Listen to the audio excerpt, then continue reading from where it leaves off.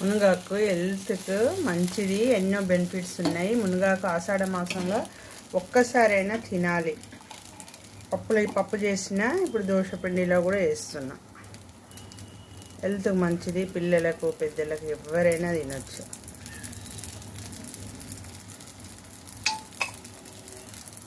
దోశ పిండి పట్టేటప్పుడు కూడా వేసుకోవచ్చు. నేను ఆకులు మాత్రమే వేసిన దోశలో.